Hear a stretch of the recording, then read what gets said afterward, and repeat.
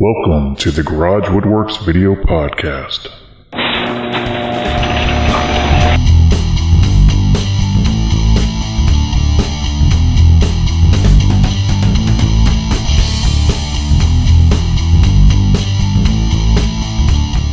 Several videos ago, I demonstrated my homemade joiner and planer knife sharpening jig. And this jig has been working out really nicely. But recently I got a new planer, and the knives in that planer are a little bit longer and a little bit wider than my old ones. So I thought it was necessary to go ahead and make a new jig to accommodate these new knives. And I thought I'd take you guys along for the ride. The jig has an adjustable arm that can slide up and down and then can lock into any position in order to adjust the bevel angle that you would like to use for your sharpening. In order to consistently place the knives the same distance to the front of the jig each time, I placed several brads along the length of the jig. But this time, instead of using brads, I thought I'd use a shallow rabbet down the length of the jig.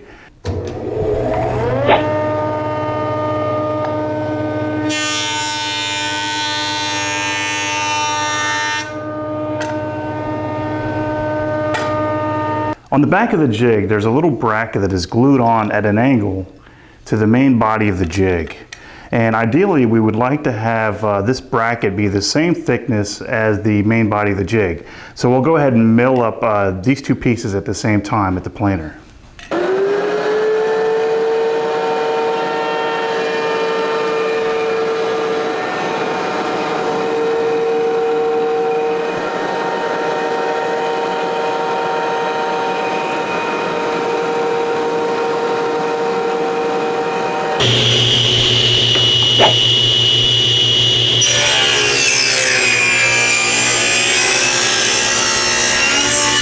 Now the next part of the process is create a bevel on one side of the jig body face. Now for some reason my video recorder wasn't recording when I made this operation, so you'll have to take my word for it that's what I did.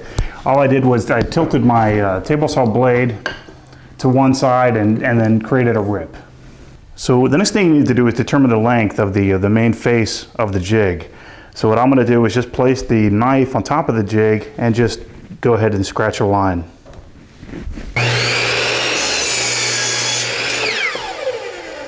Okay, the next thing we need to do is to take our bracket stock, cut it to length, and then make a little notch in the back of it so that it can receive the bevel adjustment rod.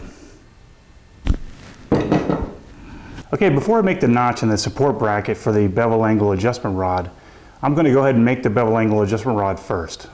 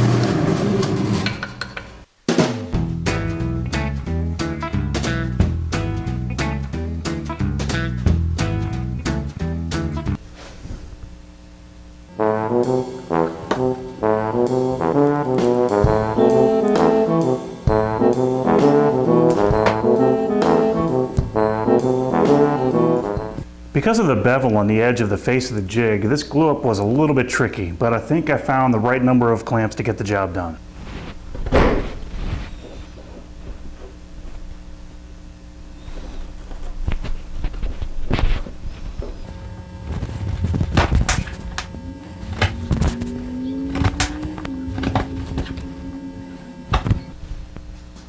Now all I'll do is fill this in with a little bit of epoxy and this will be good to go. Okay, now that it's been in the clamps for about an hour or two, I went and took it out, and now you can see a nice notch that's been formed for the adjustment rod. And on the end of the adjustment rod, I took an old router bearing that I no longer need, and it fastened it with a screw with a nail. And I ground down the end of the nail and then just tapped it with a hammer on the end to kind of fold the metal over the edges so that it won't come out. Okay, I made a knob out of some scrap cherry, and I inserted a hex bolt into it and just filled the hole with some epoxy, some 5-minute epoxy. So now we can go ahead and insert that into the back of the body of the jig.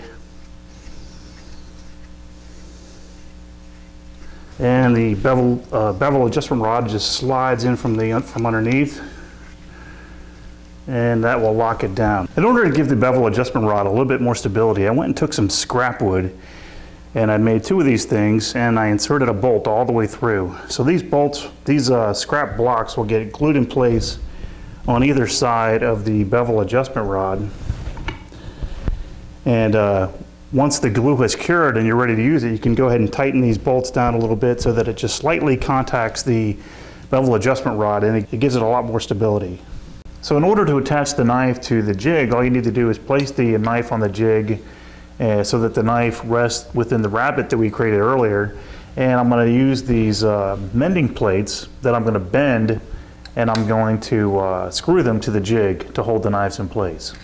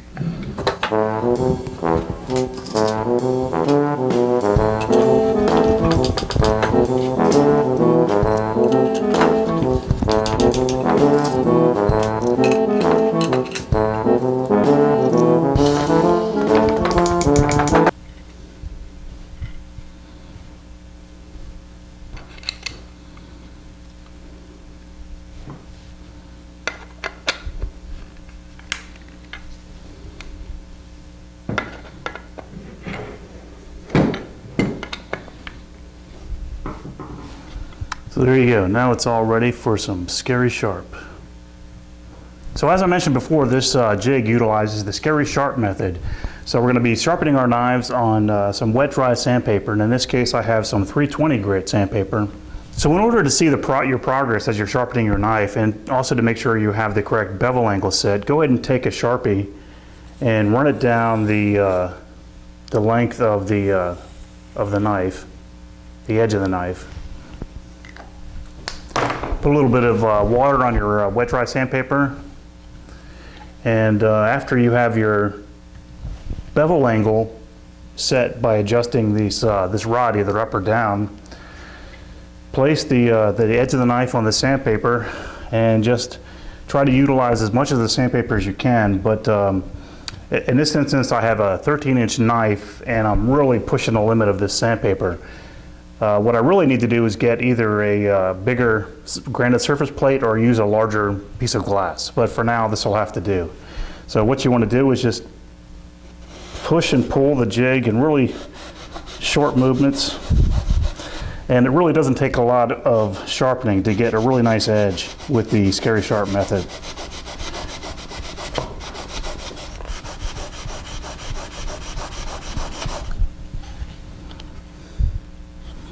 There you go. Most of the Sharpie is removed from the very edge of the knife.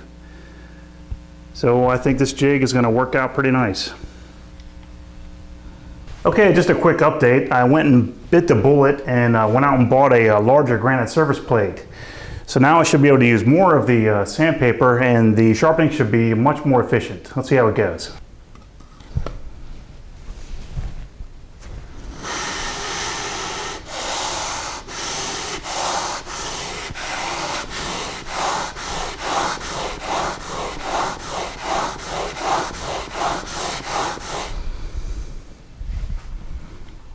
Very nice.